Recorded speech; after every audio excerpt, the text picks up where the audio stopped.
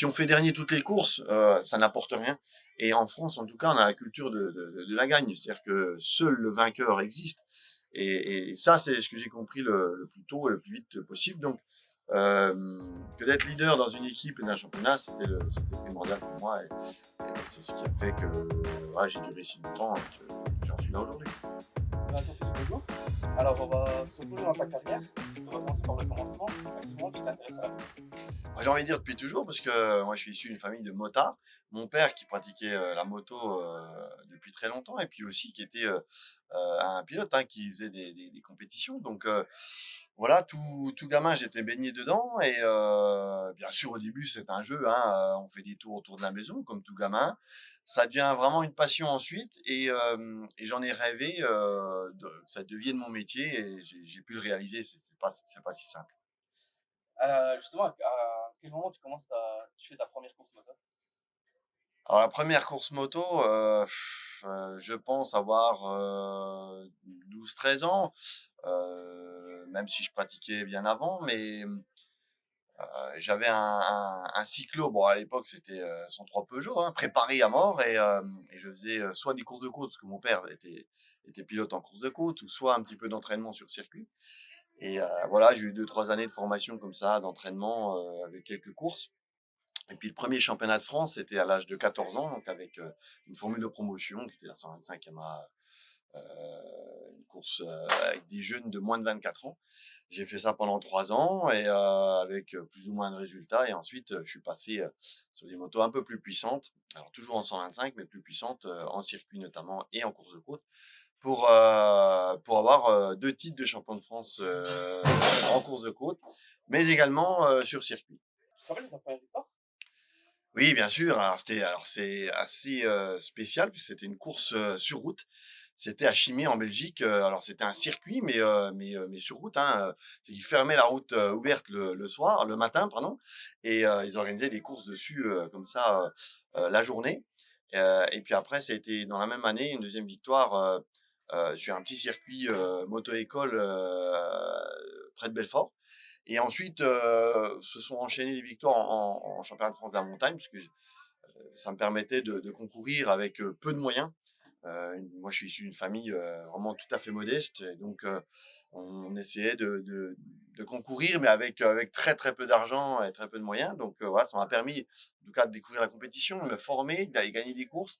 Et puis dès que j'avais un peu de sous, j'allais faire des courses sur circuit. C'était beaucoup plus cher, avec des déplacements plus loin, et puis également les fournitures hein, de la moto, les pneumatiques et tout ça, enfin, coûtaient plus cher.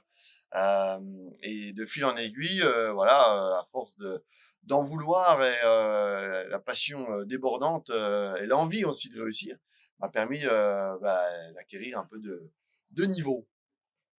Tu gagnes tes premiers titres en course de côte. C'est un premier déclic déjà pour ta carrière? Oui, bien sûr, parce que c'était pas des années faciles, hein, dans tout championnat, de toute façon, hein, quand on gagne un championnat, alors gagner une course, on peut dire toujours: «Allez, c'est un coup de chance, j'étais bien ce jour-là». Gagner un championnat, c'est toujours différent. Gagner un championnat, c'est sur une saison complète, ça se construit, il faut être intelligent, et surtout, la course de côte est toujours extrêmement dangereux. C'est un sport de précision. Bien sûr, le sport mécanique l'est, mais encore plus en course de côte et course sur route, parce que là, la moindre erreur, voilà, est fatale. Donc tout ça m'a énormément formé, m'a énormément aidé, mentalement, alors pas physiquement parce que c'est des courses assez simples. Et puis voilà, du coup, quand j'allais sur circuit, c'était presque simple, même si là, c'était encore un niveau supérieur. Il y avait beaucoup plus de pilotes, beaucoup plus de matériel aussi, parce qu'à un moment donné, dans la compétition moto, il y a aussi le matériel qui rentre en jeu, donc forcément, l'aspect pécunier. Donc beaucoup plus de concurrence en circuit. Mais bon, ça m'a énormément formé mentalement, oui, c'est clair. Et après ces titres, tu es repéré par l'équipe de France de moto. Oui, alors ma seule chance de réussir, moi, personnellement, comme j'avais pas de moyens, on était une famille voilà, sans moyens financiers, c'était de me faire repérer par la Fédération française de moto. À l'époque, existait donc la sélection équipe de France Espoir, où ils présélectionnaient 20 jeunes chaque année. Une présélection, puis une deuxième sélection où il en restait plus que 5. Et à la fin, un seul par an était pris pour 2 années de championnat de France et championnat d'Europe 250 dans une équipe professionnelle, on va dire presque amicale, mais très pro, avec un coach, avec des mécaniciens, avec un championnat aussi relevé, hein, de haut niveau à mener. Et voilà, j'ai gagné cette sélection, donc ça m'a permis d'accéder, de passer en gros d'un niveau championnat de France à un niveau championnat du monde, avec tous les clés en fait, les moyens d'arriver à haut niveau. Justement, tu passes en championnat du monde en 250, maintenant la Moto 2. Tu retirais quoi de ces saisons en moto? Des saisons très difficiles, j'en ai fait deux, hein, une saison Grand Prix 250, alors pas deux complètes, mais pratiquement. Et c'est vrai que j'aurais regretté énormément de ne pas l'avoir fait. C'est évident que vivre les Grands Prix de mondial de haut niveau, c'est quelque chose d'incroyable. C'est un but pour tout pilote, c'est clair. Après, voilà, je suis peut-être pas arrivé la bonne année avec le bon matériel, c'était pas évident. Et puis voilà, c'est les meilleurs du monde, donc forcément, dès qu'il te manque un petit truc, eh bien, tu passes de 5 dixièmes à 25e. Donc, ça a été des années très rudes, hein, parce que beaucoup de pression en interne, parce que je finançais une partie de mes saisons. Donc je devais un petit peu des comptes à mes sponsors, aux gens qui m'aidaient, et en même temps l'envie de réussir à haut niveau, donc beaucoup de pression, presque à la fin au détriment de ma santé, hein, parce que je suis allé vraiment trop loin, j'ai pris des risques inconsidérés, je me suis fait mal aussi, et ça s'est mal terminé évidemment. Terminé sur une course où j'étais à moitié blessé, je suis rentré au stand, voilà, ça s'est terminé comme ça. Mais bon, en tout cas des années encore très formatrices. Et j'ai goûté, voilà, à l'élite mondiale. Donc après, des regrets, on peut en avoir toute sa vie, c'est clair. Maintenant, j'avais pas les clés à ce moment-là pour réussir à tout niveau, c'est comme ça. Mais j'ai su rebondir derrière, c'était le plus important. Et justement, du coup, tu pars en endurance. Pourquoi en endurance? Là, je m'étais testé en fait dans mes dernières années Grand Prix, Championnat d'Europe, etc. J'avais fait 3 piges pour Honda et Yamaha en endurance. Pour goûter un peu la discipline, pour me tester aussi personnellement, savoir si ça allait me plaire, si j'avais éventuellement un avenir dans ces disciplines. Et à chaque fois, ça m'a beaucoup plu. Le fait de partage, parce qu'on partage vraiment la même machine à 3 pilotes. Le fait d'avoir une construction d'équipe, hein, parce que c'est vraiment une course d'équipe, que ça soit les mécaniciens dans les stands, la préparation d'avant-course, la machine, donc le constructeur, les pilotes, donc tout ça partagé avec tous ces personnes, hein, une équipe d'endurance de haut niveau, c'est 30 personnes qui travaillent sur le même week-end. Donc, et tout le monde fait partie, c'est un petit maillon d'une chaîne, et c'est très important, hein, même le petit mécanicien qu'on ne voit pas derrière, qui s'occupe des pneumatiques, ou celui qui fait à manger, s'il y en a un qui manque, ça fonctionne pas. Donc tout ça a fait que je me suis senti à l'aise dans cette discipline. Je savais que j'avais la possibilité de faire quelque chose de bien. Après, d'être 10 fois champion du monde, ça c'est une autre histoire. Ça viendra par la suite. Et voilà. Et j'avais montré aussi mon potentiel, parce que un pilote de vitesse, on est apparenté à celui qui va faire de la performance sur quelques minutes et qui prend beaucoup de risques. Et puis un jeune pilote forcément est fougueux, donc il tombe souvent. En endurance, c'est pas ce qu'on cherche. C'est quelqu'un de constant, quelqu'un de réfléchi, et quelqu'un qui va aller au bout de l'objectif, et qui va emmener toute son équipe avec lui pour faire un résultat. Donc c'est pas si simple encore une fois, de faire sa place et de prouver, mais en tout cas j'avais un potentiel. En 2003, tu remportes pour la première fois les 24 heures du Mans moteur, pour ta première participation, si je ne me trompe pas. Exact. Alors oui, j'ai l'opportunité, donc Suzuki. Alors moi j'essaie de construire un programme et championnat de France et championnat du monde d'endurance. Euh, Avec Yamaha, c'est possible. Suzuki me propose une place de remplaçant. C'est la meilleure équipe du moment, et elle restera très longtemps la meilleure équipe, d'ailleurs, référence en endurance, jusqu'à aujourd'hui. Euh, et je fais la forte tête, je refuse la place de remplaçant chez Suzuki, parce que je suis un pilote qui veut concourir, voilà, je suis pas là pour faire la figuration, je veux vraiment arriver à faire une carrière sérieuse. Et puis finalement, ils se sont dit, wow, lui il en veut. Ils m'ont rappelé 15 jours après, et j'avais la place de titulaire.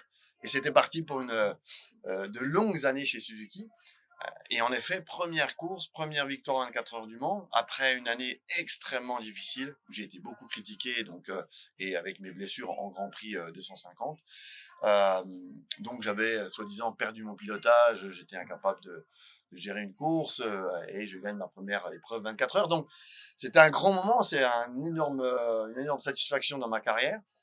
D'ailleurs, j'ai mis 10 ans avant de regagner un deuxième 24 heures du Mans, d'où la difficulté en fait que ça comporte. Mais la première fois, restait presque ouais, facile à réaliser.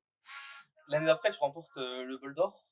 Ouais, une longue série, c'est vrai, va débuter pour moi au Bol d'Or. Alors au départ, Bol d'Or à Manicourt. J'en ai fait presque mon jardin de ce bol d'or à Manicourt. C'était un circuit qui convenait parfaitement à notre moto, qui convenait parfaitement à mon style de pilotage.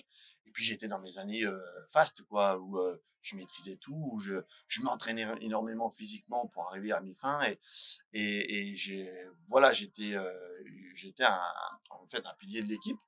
Et cette course du bol d'or, en effet, qui est peut-être un peu moins connue par le grand public que les 24 heures du Mans, parce que le Mans, ça reste mythique. On voit là-bas au Mans toutes sortes de courses de 24 heures, la voiture, le camion, le roller, le vélo, la course à pied. Enfin, tout est en 24 heures au Mans. Et c'est vrai que bien sûr, grâce à la voiture, c'est une course très connue dans le grand public. Le Bol d'Or, ça a 100 ans cette année, donc c'est quand même une très vieille course. D'ailleurs, peut-être la plus vieille course de ce niveau-là en France. Euh, voilà, donc en tout cas pour les connaisseurs, c'est tout à fait équivalent, hein. C'est deux gros événements dans l'année et on ne peut pas les rater. Donc voilà, il y a eu un enchaînement de victoires là-bas. J'ai gagné également le Bol d'Or après le retour au Castellet. Et ça, c'était un moment magique aussi parce que de gagner comme ça à un paquet d'années d'intervalle et à Manicourt au Castellet ce même bol d'or et aussi s'ancrer dans l'histoire puisque 9 victoires au bol d'or, c'est le record absolu. Donc voilà, c'est toujours sympa pour un pilote. En tant que pilote, justement, entre Le Mans ou le bol d'or, t'as une préférence, toi, pour... Non, honnêtement, non, ça m'aurait vraiment embêté de pas en gagner, enfin de rester sur un échec sur un des deux. J'ai gagné 3 victoires au Mans, j'ai fait toutes les places du podium là-bas. J'en ai gagné beaucoup plus au Bol d'Or. Pour nous, c'est tout à fait équivalent. Ce qui m'a manqué dans ma carrière, pour vous dire la difficulté de gagner ces courses d'équipe, j'ai jamais réussi à gagner les deux la même année. Voilà, donc en 20 ans de participation, j'ai jamais réussi à gagner les deux courses la même année. Donc voilà, c'est des courses où beaucoup de facteurs rentrent en jeu et c'est justement ça qui nous fait durer dans. Ouais, j'ai fait 20 ans de carrière pratiquement, 17 ans en endurance. À chaque départ, on remet les compteurs à zéro et c'est une aventure à chaque fois. Justement, tu gagnes les deux courses les plus mythiques d'endurance. Et en 2005, tu es champion du monde pour la première fois. Ça fait quoi d'être champion du monde? C'est un rêve de gamin, c'est clair. Quand on fait un peu de moto et que un jour tu te dis moi je vais être champion du monde. Évidemment, entre ce moment-là où on rêve de ça et on y arrive, il y a des moments où on se dit évidemment on n'y arrivera jamais. C'est très très loin. Et puis avec beaucoup de courage, beaucoup d'envie, beaucoup de passion, beaucoup de travail, bien sûr, finalement, ça paye. C'est pas le cas de tout le monde. Donc là, je me rends compte évidemment de la chance et de ce que j'ai réalisé. Mais c'est pas une fin en soi. Pour moi, je voulais pas m'arrêter là. Voilà, c'est toujours été ma force, c'est que je remettais les compteurs à zéro chaque année. Je repartais de plus belle. Et j'avais à chaque fois toujours l'envie de bien faire. Et c'est ça qui m'a permis de faire une longue carrière. Justement, tu as marqué l'endurance, on peut dire. 10 fois champion du monde, 9 bols d'or, 3 fois Le Mans. On se rend compte quand on est à l'intérieur qu'on est en train de marquer l'histoire d'un sport, quand même. Non, pas du tout. Quand on est dans notre élément, dans notre sport, dans nos objectifs, en fait, honnêtement, on se rend vraiment pas compte de l'effet qu'on fait à l'extérieur, ou par le grand public, ou par les fans. Euh, voilà, on fait juste notre job, on se fait plaisir, on- voilà, on fait notre travail au mieux, et sur le moment, bien sûr, ça donne énormément de sensations, de satisfaction. Mais c'est difficile vraiment de se rendre compte de ce qu'on est en train de réaliser. Et c'est que vers la fin de carrière, ou quand on prend plus de recul, on se dit ouais, quand même, réaliser autant de choses en si peu d'années, parce que c'est très compliqué pour un sportif de haut niveau de gagner autant en si peu d'années, et ça, c'est pas donné à tout le monde. Et pour là, pour le coup, je remercie énormément, bien sûr, mon équipe et tous ceux avec qui j'ai travaillé, parce que ce genre de course-là, on ne gagne pas tout seul. Bien sûr, le sportif est toujours sur un piédestal, et c'est lui qui est en du podium, mais derrière, il y a des équipes, il y a des gens qui ont fait beaucoup, et notamment ma famille, hein, qui m'a énormément soutenu, ma famille proche. Donc, tous ces gens qui gravitent autour voilà, sont primordiaux dans la réussite et ont fait que ça a duré si longtemps. Quelle est ta plus grande fierté dans ta carrière? Ah, il y a des moments clés, bien sûr, dans une carrière, hein. Je parlais de ma sélection en équipe de France qui m'a permis d'accéder au plus haut niveau. J'ai parlé de la première victoire aux 24 heures du Mans, évidemment, parce que je sortais une période difficile. Et également, le premier titre du champion du monde, c'est clair. Mais gagner un dernier bol d'or après une vingtaine d'années de carrière et 17 ans d'endurance, ça aussi, c'est des grandes fiertés. Euh, voilà, donc des souvenirs, des bons souvenirs, j'en ai beaucoup, des mauvais aussi, hein, dans une carrière, mais il y a des hauts débats évidemment dans le sport de haut niveau.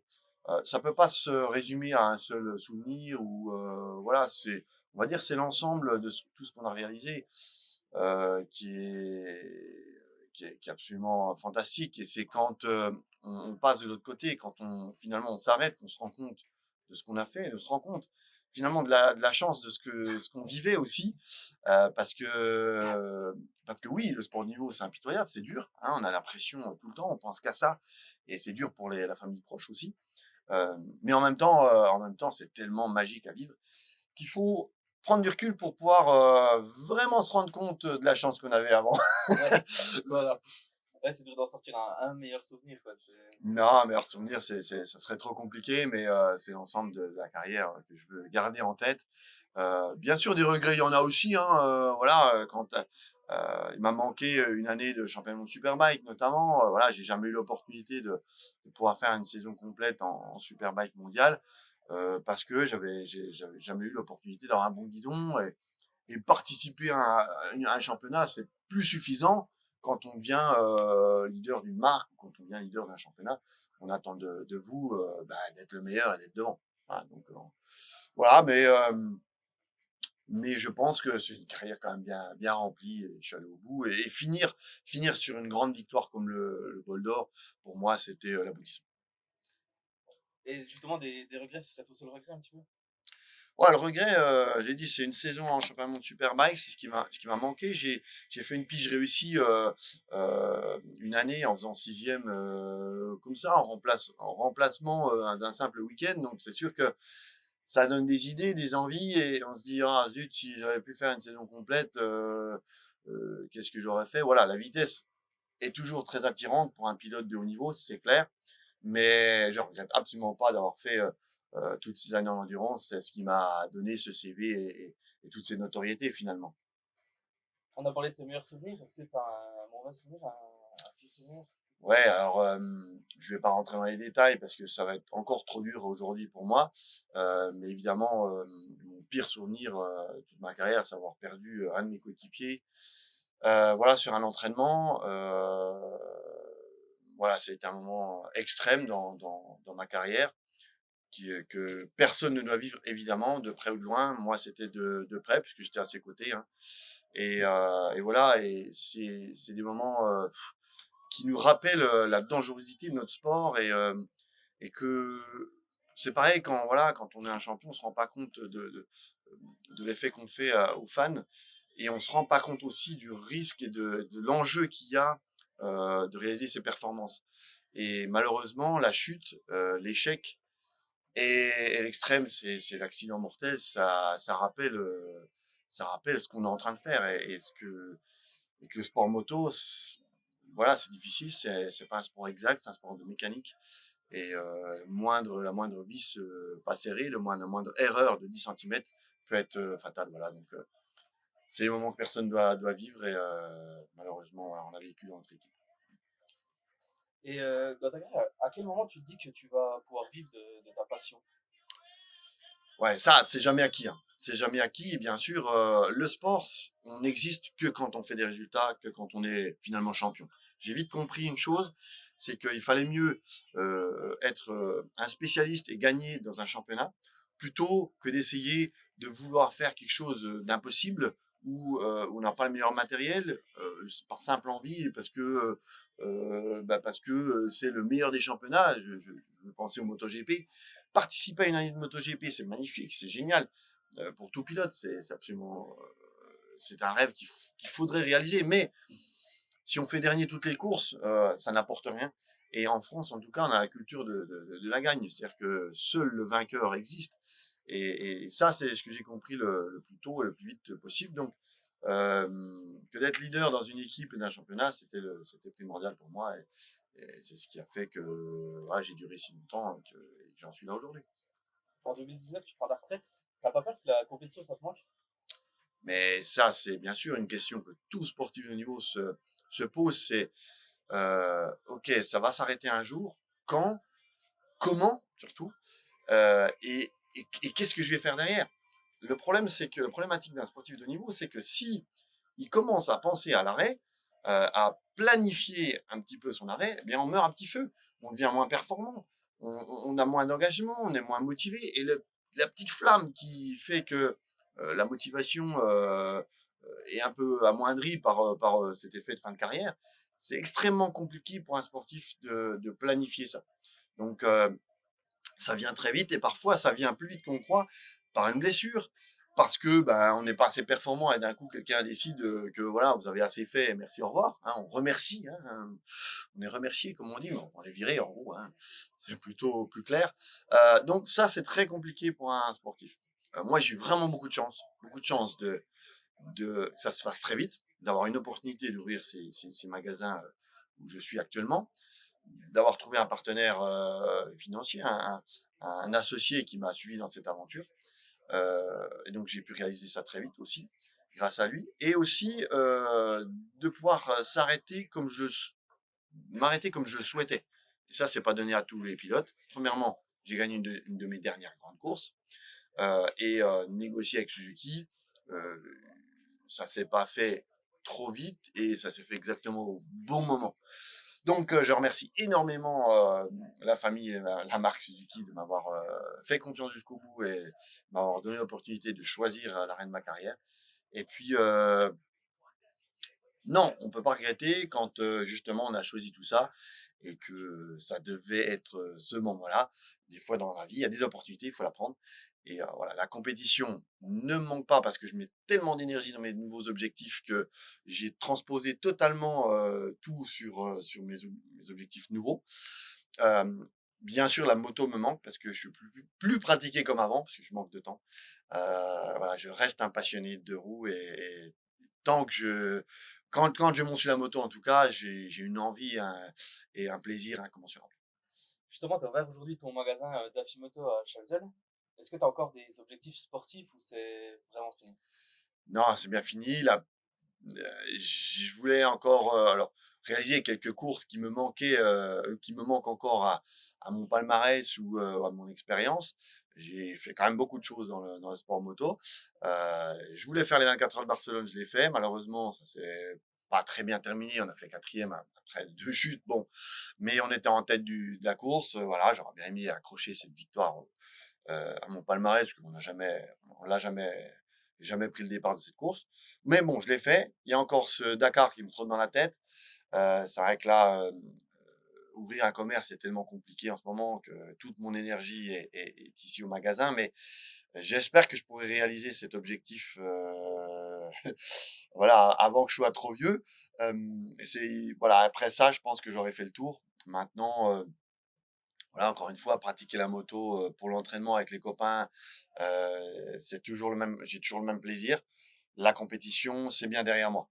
Et je me force à refuser toutes les opportunités, les propositions qu'on me fait, parce qu'à un moment donné, sinon on s'arrête jamais et c'est sans fin. Et le problème, c'est que la tête, elle pense toujours qu'on est comme avant. Il y a pas si longtemps, hein, c'est vrai, mais on pratique moins, donc c'est dangereux d'avoir toujours cette envie de faire bien, toujours l'envie de gagner, l'envie d'être le pilote de haut niveau qu'on était, mais en même temps, avoir des réflexes amoindris parce qu'on roule plus, quoi. Donc voilà, j'ai accepté que le sport de haut niveau, c'était derrière. Maintenant, je veux me faire plaisir et je veux plus me prendre la tête avec des enjeux. Tout le monde le sait pas encore, tout le monde le sait pas, mais tu as aussi gagné les 24 heures du Mans en vélo. Oui, c'est vrai, c'est un objectif rigolo à faire dans ma carrière parce que, en effet, ma deuxième passion, est le 2 roues sans moteur, le vélo. Je suis monté 2 fois en première catégorie pour les connaisseurs. Donc voilà, je pratiquais, on va pas dire les 2 championnats parce que mon championnat phare, c'était bien sûr mon métier, c'était la moto, mais je faisais 20 courses dans l'année en vélo, donc j'ai essayé d'être performant comme je le pouvais. Et ouais, c'était rigolo d'aller essayer d'aller gagner ces 24 heures du Mans vélo. Alors malheureusement, on n'a pas gagné au général, on fait deuxième au général, on s'est fait battre par une équipe de 6, mais j'avais monté 2 équipes de 4. On a fait deuxième et troisième sur cette année-là. C'était un super souvenir et voilà, c'était rigolo à faire. Est-ce que tu dirais qu'on peut réussir en sport moto sans un financement, sans le sponsor, ou est-ce que c'est vraiment difficile? Alors réussir sans argent, à mon époque, j'étais pas si vieux, mais c'était encore possible. La preuve, moi, mon père est dessinateur à la DDE, ma mère vendeuse, donc pas de richesse dans la famille, pas de magasin de moto, pas de circuit très proche de la maison, donc tout pour ne pas y arriver, en gros. Hein. Voilà, j'habite un village de plus de vaches que d'habitants. Voilà, donc avec beaucoup d'envie, de courage, bien sûr l'aide de la famille, hein, j'ai réussi quelque chose d'incroyable. Aujourd'hui, ça serait plus possible. Impossible. Aujourd'hui, c'est plus possible. Aujourd'hui, ça s'est professionnalisé. Il faut beaucoup plus de moyens qu'avant. Tout coûte plus cher. Et, et pour gravir les échelons, bah, il faut beaucoup de moyens, tout de suite. Et tout de suite maintenant. C'est-à-dire qu'on laisse plus le temps aux jeunes de faire leur expérience. Tu dois être très bon tout de suite. Donc, très bon, ça veut dire beaucoup de moyens, une bonne machine qui marche, avec des pneus neufs, avec voilà, tout ce qu'il y a derrière. Donc, extrêmement compliqué aujourd'hui de percer dans la compétition mécanique sans argent. Bon, en tout cas, merci pour ton accueil, bravo pour ta carrière et bonne continuation. Ouais, ben on va essayer. Hein, maintenant, c'est beaucoup, beaucoup de travail, ce magasin, mais aussi c'est l'opportunité pour moi de passer de l'autre côté, c'est-à-dire de partager avec tous les fans et les clients. Maintenant, ils sont devenus des clients. Tout ce que j'ai appris, mon expérience, mon vécu dans l'équipement, puisqu'on est devenu spécialiste de l'équipement du motard. Et c'est absolument génial de pouvoir conseiller tous les gens qui m'ont suivi dans ma carrière pour qu'ils soient en sécurité aujourd'hui sur la route. Donc voilà, c'est, on va dire, une suite logique qui est pas si évidente parce que le commerce, c'est vraiment un vrai métier que j'apprends au fur et à mesure des jours. Mais passionnant parce que il y a rien d'écrit par avance, c'est beaucoup de travail. Et puis c'est hyper ludique. Donc voilà, être en contact des motards, bah, c'est la continuité de ma carrière finalement.